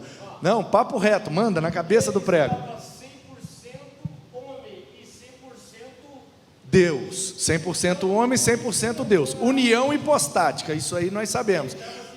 Qual é a fonte do poder dele? De onde ele teve poder, já que ele abandonou a glória, de onde ele teve o poder para fazer aqueles negócios? Deus estava sempre com ele. É isso aí, Daniel. Esse é meu filho amado em quem me comprazo. E sobre Jesus veio o Espírito Santo. Por que é que Jesus realizava coisas extraordinárias? Porque ele é onipotente? Não. Porque sendo cheio do Espírito e totalmente obediente, ele experimentava as bênçãos de ser desse jeito. Então, você quer andar sobre as águas? Seja plenamente cheio do Espírito e totalmente obediente a Deus. Você anda também. Por que a gente afunda? Porque a gente não é obediente. Por que a gente não ressuscita? Por que não cura? Por que não acalma a tempestade? Porque somos desobedientes. Quando Deus olha lá de cima para nós, Ele diz a mesma coisa que Ele disse para Jesus: que prazer esse menino ser meu filho, olha como é que ele me obedece em tudo. Ele nem precisava batizar, porque ele não tem pecado nenhum, mas ele está batizando porque ele assumiu a missão de perdoar aqueles bando de miseráveis. Então, queridos, é possível exercer o poder de Deus, mesmo sendo homem? Claro, Jesus mostrou isso o tempo inteiro.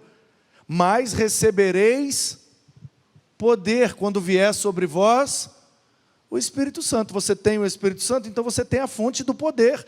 Se encha dele, busca ele, seja íntimo dele e você vai ver coisas poderosas acontecerem. Amém? Obrigado, Daniel. Parabéns, hein? Então, visto que com frequência Jesus exibiu esses atributos, já resolvemos essa questão aí com a ajuda do Daniel. Capítulo 3, outra passagem famosa, trata-se da nota autobiográfica.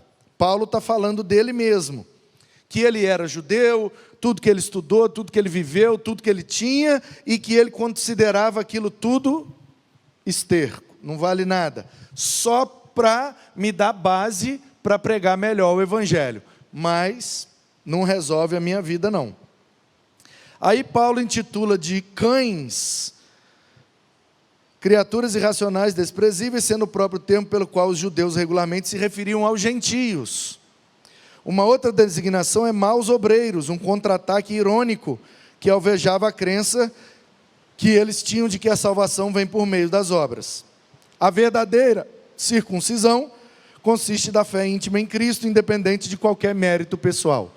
Então Paulo aqui mais uma vez está colocando judeus e gentios no mesmo patamar e dizendo: não adianta você ser circuncidado na carne se essa circuncisão não alcançou o seu coração e você não é crente em Jesus, cheio do Espírito. O passado de Paulo no judaísmo, olha só: circuncidado ao 8º dia, como manda a lei. A gente vai ver isso hoje. Hoje à noite começa a nova série de mensagens, mês de outubro, mês das crianças, e o tema é Encontros com Jesus. E o primeiro encontro que a gente vai ver hoje é de Jesus com 8 dias de vida, sendo levado ao templo. Então é o encontro de Jesus com Simeão. A gente vai aprender muito hoje à noite, e Paulo também passou por esse evento. Os antepassados israelitas, ele é da tribo de Benjamim. A tribo de Benjamim, que era a tribo do primeiro rei de Israel, né? Saul, e por isso que o nome dele é Saulo, mas no hebraico é Shaul, é o mesmo nome. Era um hebreu, ele não é gentio, pertenceu aos fariseus, ele era muito zeloso do judaísmo e era impecável na observância formal da lei. Então Paulo diz: olha gente, eu era desse jeito aí, ó, eu tinha todas essas características e estava indo para o inferno. É o que ele está dizendo. Então o que é que Paulo está sendo usado por Deus para revelar aos filipenses e para nós aqui também, os pibitaenses? Não adianta ser bom de religião. tem que ser cheio de Deus e fazer a missão. Não adianta ser bom de religião, frequentar tudo, participar de tudo, obedecer tudo, cumprir todas as regras, vai para o inferno do mesmo jeito.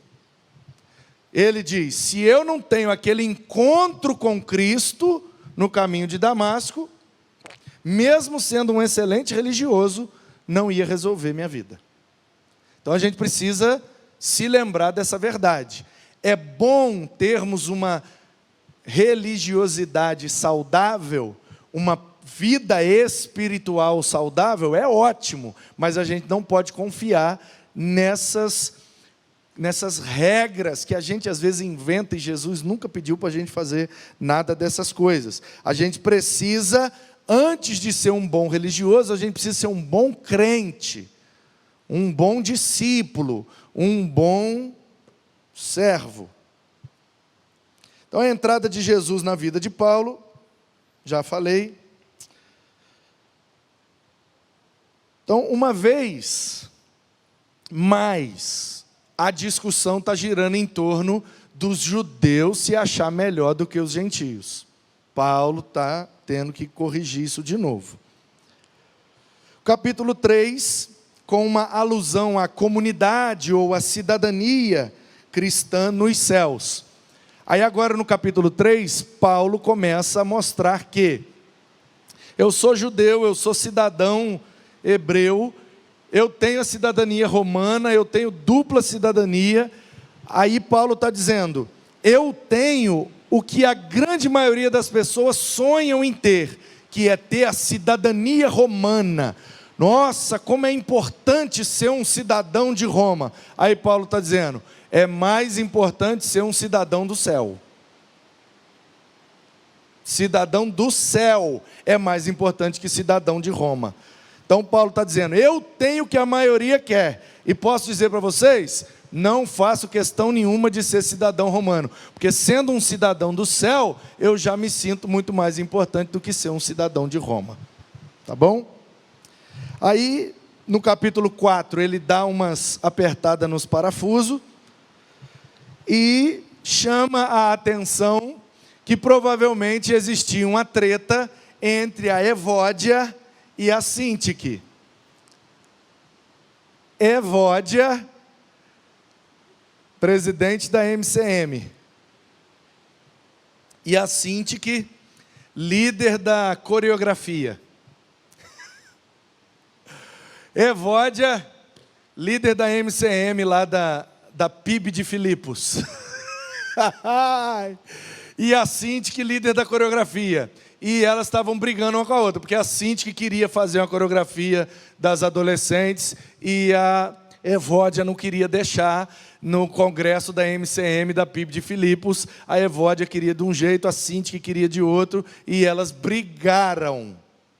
E essa notícia chegou a Paulo. E aí Paulo está falando, vocês criam vergonha nessa cara, para de brigar, porque na igreja não tem ninguém que é mais importante, que é mais certo, que é mais isso, que é mais aquilo, e as duas têm que aprender a se submeter uma à outra. A mais velha aprende com a mais nova aprende com a mais velha, e vocês se unem para o avanço do evangelho em Filipos, e para de brigar, porque quem quer briga na igreja é o diabo. Simples assim. Então, Paulo orienta para que ela se reconcilie. Finalmente, ele expressa gratidão pelo presente que foi enviado para ele e também pelas ofertas que ele recebeu antes. Nessa sessão, Paulo conserva a atitude indiferente para com as questões monetárias ou no tocante a seus benefícios pessoais. Aí vem aquele clássico texto que a gente... O que é que deu ali? Conexão foi perdida. Tem que fazer alguma coisa aqui, Ricardo?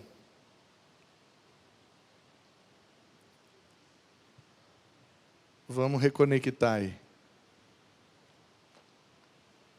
Enquanto isso, deixa eu ver, tem um pessoal aqui comentando um monte de coisa.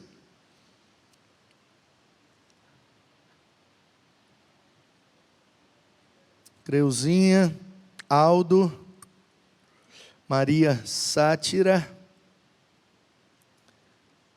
Pessoal dizendo que o som ficou baixo lá para eles. Já deve ter sido corrigido, né? A Wanda. Foi?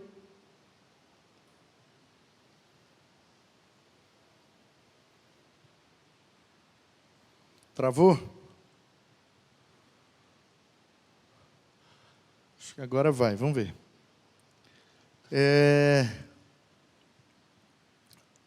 Wanda, Maria Helena, pastor, os judeus...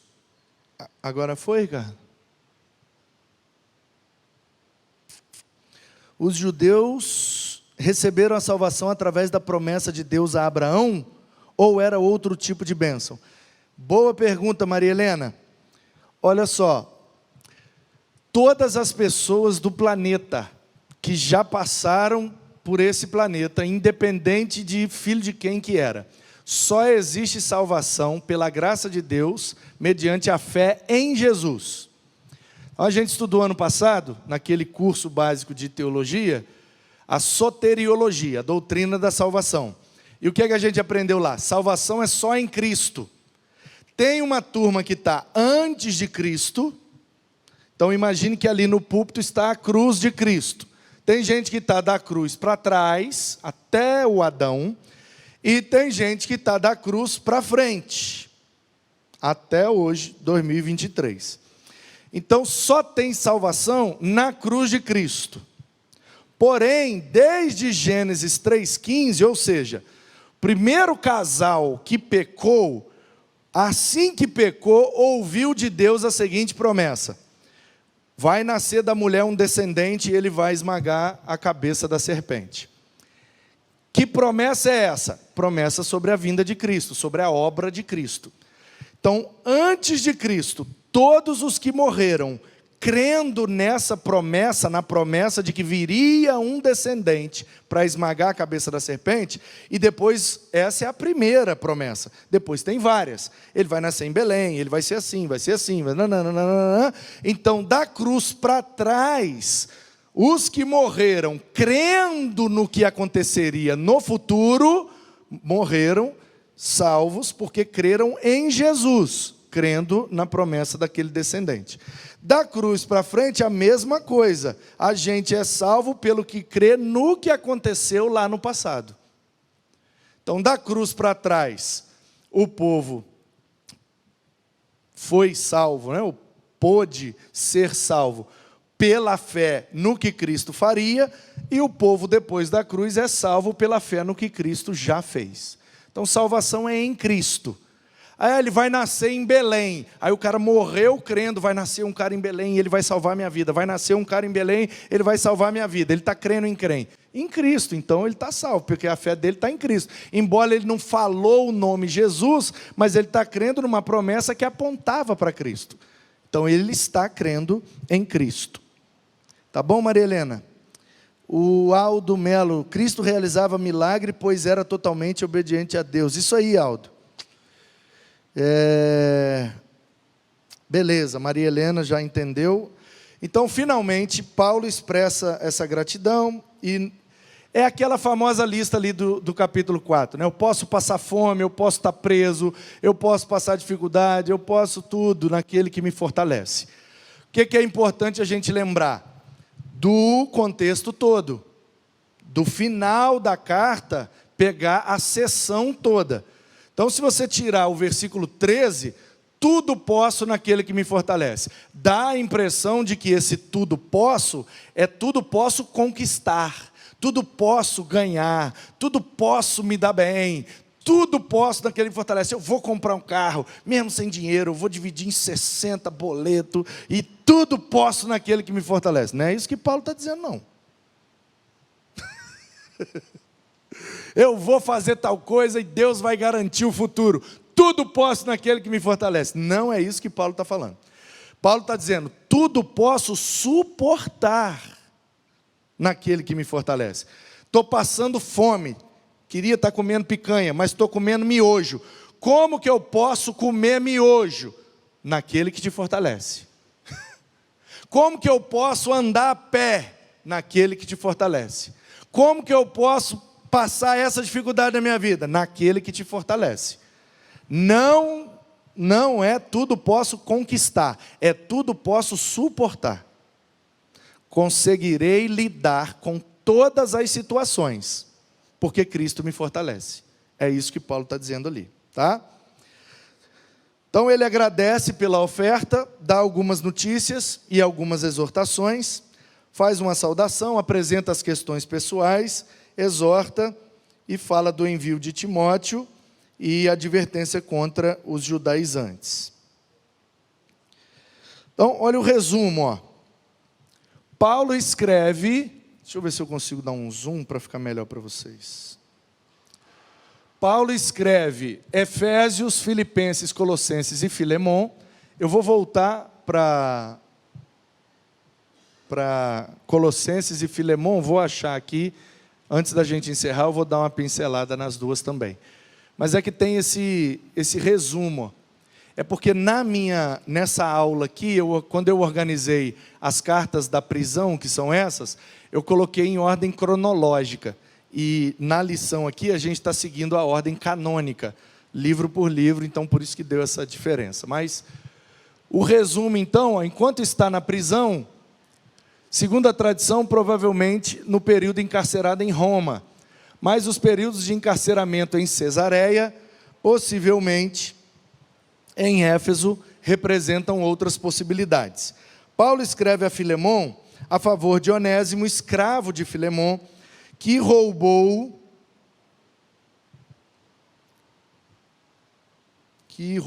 de Filemon, fugiu, tornou-se cristão por meio de Paulo e está voltando a Filemon.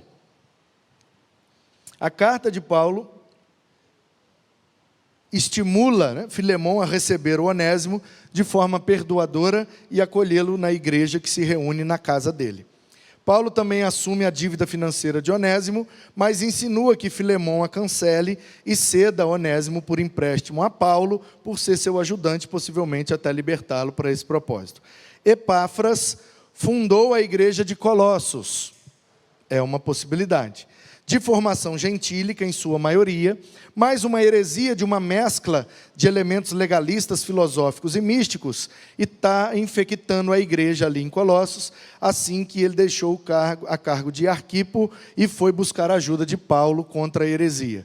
O antídoto de Paulo exalta a Cristo acima do ritualismo, da especulação grega e do ascetismo. Depois de 2 capítulos de doutrina, a carta encerra com 2 capítulos de instruções acerca da vida cristã. Assim como Colossenses, Efésios também pode ser dividido em 2 partes, uma parte doutrinária, a outra exortativa. Só que nesse caso, cada parte tem 3 capítulos em vez de 2.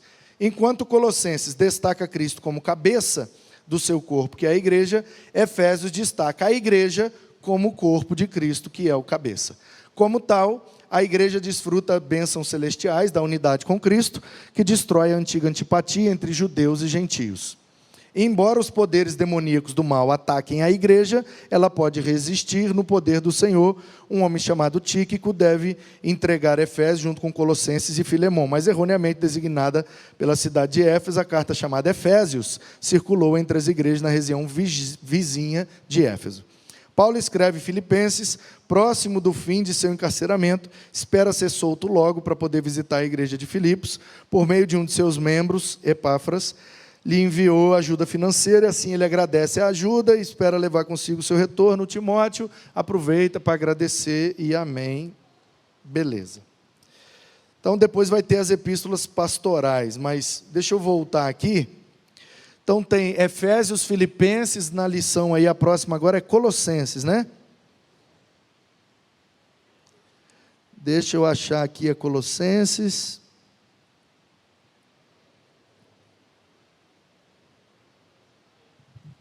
Aqui.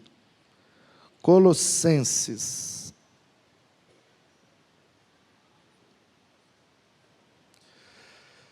Então, Colossenses tem aquela relação com Efésios. Numa é exaltado Cristo como cabeça da igreja, na outra ele foca mais na igreja como corpo de Cristo, que é o cabeça. Então Colossenses agora vai focar no cabeça. A outra focou mais no corpo, lembrando que ele é o cabeça. Agora vai focar bastante no cabeça, lembrando que a gente é o corpo.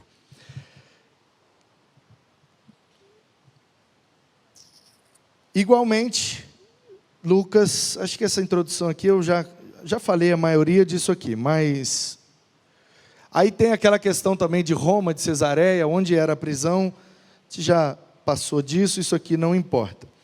Mas olha a relação entre Colossenses e Filemão.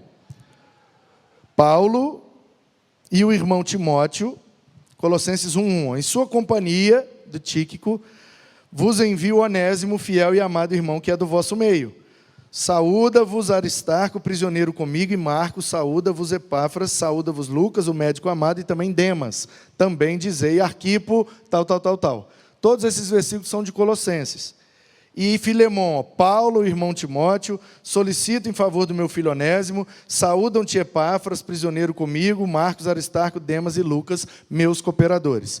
Então, dá a impressão de que Colossenses e Filemão, junto com Efésios e Filipenses, tenham sido escritos na mesma época, no mesmo lugar, no mesmo momento, onde foram só escritos diferentes, mas foi na mesma leva, para a mesma região que está todo mundo ali na Ásia Menor. Efésios, Colossenses e o Filemão, o Onésimo são de lá, e Filipenses destoa dessas outras, porque aí sim foi num outro momento. Mas Colossenses, Efésios e Filemão provavelmente foi na mesma encomenda. Ó, isso aqui você entrega lá, isso aqui você entrega lá, isso aqui entrega lá. E é a mesma vibe para todo mundo. Vem cá, meu amor, quer me dar um abraço? Quer dar um abraço? O que você quer? Ai, meu Deus. Coisa linda. Isso é um avião? Será que funciona? Pode ver se funciona? 1, 2, 3 e... Iu! Caiu. Você quer dar aula também? Fala para o pessoal aí. Fala um versículo. O Senhor é meu pastor, nada me faltará. Amém! Muito bem. Tchau, beijo. Então, ó, diversas considerações favorecem o aprisionamento em Roma. A gente já passou disso. Tem mais argumento para Roma do que para Éfeso e Cesareia, mas não tem como provar também, enfim. Então, olha lá, ó. Tá vendo, ó? Laodiceia, isso aí é um recorte da Ásia Menor. Laodiceia a gente conhece, ó. Do lado de cá, ali o rio Lico era um grande rio, que era um afluente lá do Meander. Aqui embaixo está Colossos, lá em cima está Hierápolis. As duas outras cidades também importantes, além das outras 7 da Ásia Menor. De Laodiceia para lá, né, vem Éfeso, Esmirna, Pérgamo, Tiatira, Sardes, Filadélfia. Então, Colossos e Hierápolis. É ali que está a cidade de Colossos, tá bom? Olha lá, ó. Olha a proximidade que tinha entre Colossos e Éfeso. Ali não dá 100 quilômetros de distância. 100, 120 quilômetros. Colossos era do interior, Éfeso está na beira do mar, é capital, mas não é tão distante. Tipo daqui em Campinas, mais ou menos. Aí é uma foto atual lá de Colossos, hoje em dia pertence à Turquia, né? Então, a maneira distante que Paulo diz que ouviu a respeito da fé dos colossenses e a inclusão desses leitores entre aqueles que nunca tinham visto face a face Paulo, subentende-se que Paulo nunca foi em Colossos, Paulo não pregou em Colossos, Paulo não plantou a igreja de Colossos. Alguém que converteu com Paulo, levou o evangelho para lá, e Paulo ficou sabendo, ó, tem uma igreja lá em Colossos, e eles estão enfrentando uma certa dificuldade, e aí Paulo escreve para eles, mesmo não sendo fundador, ou pastor, ou líder direto daquela igreja. Até onde sabemos, Paulo nunca passou por lá. Então, o que a gente pode concluir? Que o Epáfras, que se tornou crente através de Paulo, ele era de lá e ele que começou essa igreja lá. Por isso que ele é o líder de lá e ele está vindo visitar Paulo e pegando as orientações para levar para lá. Evidentemente, Arquipo foi deixado. Então, é como se o Epafrodito, converteu com Paulo em Éfeso, foi lá para Colossos, começou a igreja, ganhou o Arquipo para Jesus, passou para o Arquipo tudo que ele recebeu de Paulo. Num determinado momento, está acontecendo um problema aqui na igreja, eu não sei como resolver, fica você aí na liderança, que eu vou lá atrás de Paulo, ou em Éfeso, ou em Roma, eu vou lá atrás de Paulo para buscar dele as orientações. Por que que o argumento que tem mais peso é de que Paulo estava em Roma? Porque Colossos é 100 e poucos quilômetros de Éfeso. Se Paulo estava preso em Éfeso, não precisava o Epafrodito ter colocado Arquipo na liderança. Por quê? Em algumas horas ele chega lá em Éfeso, pega a orientação, Paulo escreve, 2, 3 dias depois ele já podia estar voltando com a carta e no domingo reunindo com a igreja e passando as orientações. Então, se é necessário ele deixar um líder, enquanto ele vai buscar a ajuda de Paulo, a ideia que subentende é que, então, ele ficou vários dias, várias semanas fora, por isso ele precisou deixar Arquipo como líder. Então, a única saída possível para esse monte de dias que o Epáfras tinha que ficar fora, é porque ele foi ver com Paulo lá em Roma. Aí sim, de Éfeso para Roma são muitos dias de navio, aí ficou lá, pegou as cartas e muitos dias de navio para voltar, e aí foi necessário, então, deixar o Arquipo na liderança. Os crentes de Colossos eram predominantemente gentios, não tinha muito judeu. Paulo os classifica entre os incircuncisos, entre os gentios, em vós, essas expressões dão essa ideia. São inimigos do entendimento, são estranhos, por quê? Não sendo judeu, não conhecia a Bíblia, não conhecia Deus, não conhecia nada. Então a epístola aos Colossenses gira em torno da chamada heresia colossense. Podemos inferir certas características dessa falsa doutrina com base no contra-ataque de Paulo. Novamente, aquele exercício, ouvir do outro lado da conversa. Qual era o problema de Colossos? Não sabemos, mas pelo que Paulo está escrevendo, parece que tinha uma heresia, uma mentira ganhando força e abafando a verdade do Evangelho lá naquela igreja. Era diminuir a pessoa de Cristo, dando ênfase à filosofia humana, especulações vazias, a partir de revelação divina, continha elementos próprios do judaísmo, como exigir a circuncisão de quem se convertia, tradições rabínicas, regulamentos sobre alimento, guardar o sábado e fazer todas as festas judaicas. Quando Paulo observa essa característica, essa realidade que eles estão vivendo desse jeito, Paulo fala, vou precisar consertar esse negócio. Mais ou menos o problema parecido com o de Gálatas. Tá bom? Então a heresia colossense era a mescla de legalismo judaico, especulações filosóficas e misticismo. Então era uma mistura, o misticismo do Oriente, o legalismo dos judeus e a especulação filosófica dos gregos. Por quê? Porque alguns judeus se converteram, alguns orientais se converteram e muitos gregos se converteram. Então, cada um estava trazendo na bagagem e misturando e virou aquele caldeirão de doideira e Paulo precisou consertar isso aí. Então, tem duas seções, doutrinas e exortações, muito parecida com Efésios, só que um pouco mais curta. As declarações de Paulo, o seu reino, sua obra remidora, o fato de ser ele representação externa, ou a imagem de Deus em forma humana, a supremacia de Cristo sobre a criação como seu Senhor e herdeiro, sua posição de Criador, sua pré-existência, sua proeminência. Então, tudo isso aqui, Paulo está meio que ensinando cristologia para a igreja de Colossos, porque a igreja estava perdida em quem era Cristo. Ele é filho de Deus, ele é criador, ele é da Trindade, ele é semideus, ele é 100% Deus, como é que é? E aí Paulo vai explicar tudo direitinho.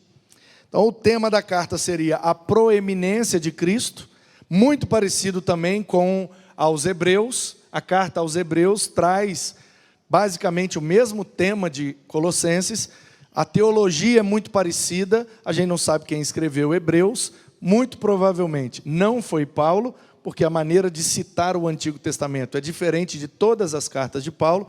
Paulo, quando vai citar o Antigo Testamento, ele cita o texto original, porque ele é judeu, ele conhecia.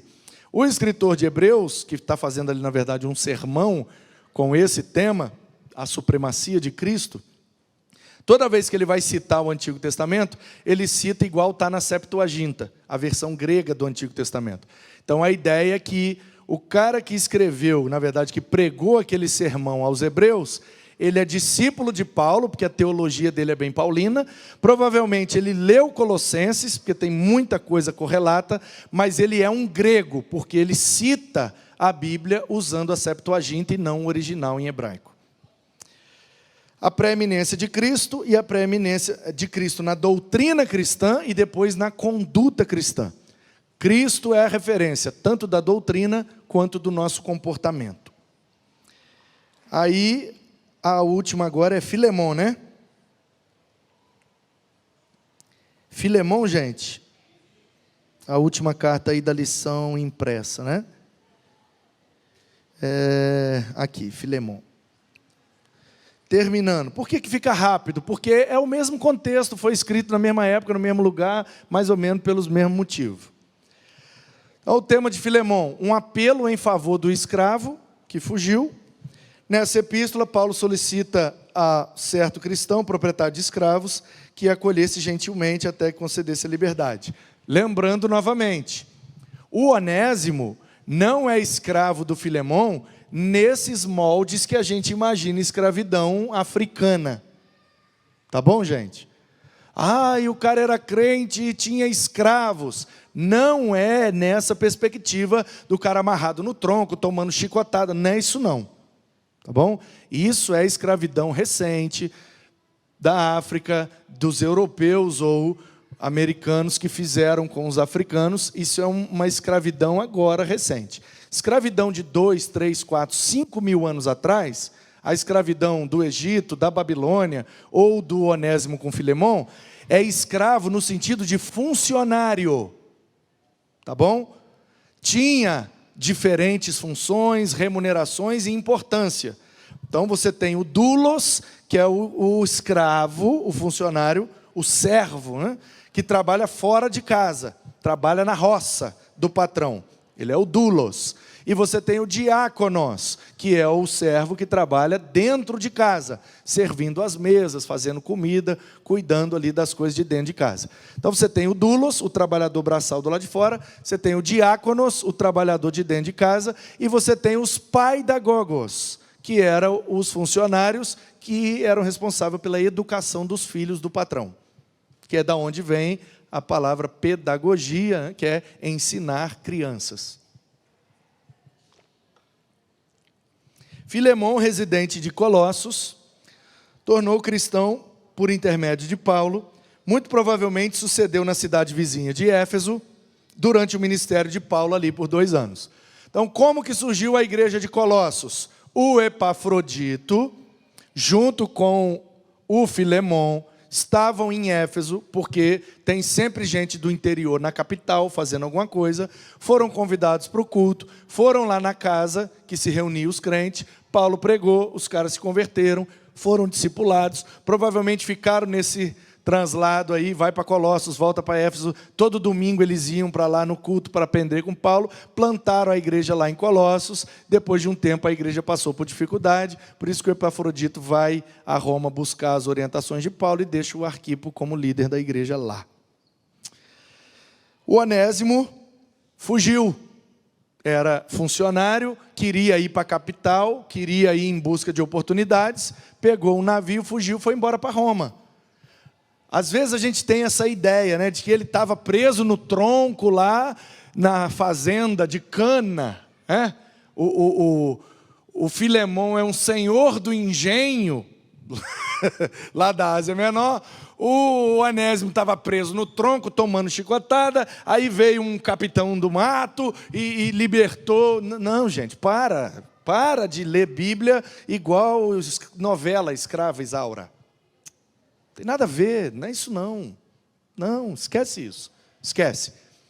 Onésimo é um trabalhador, um funcionário na roça do Filemon.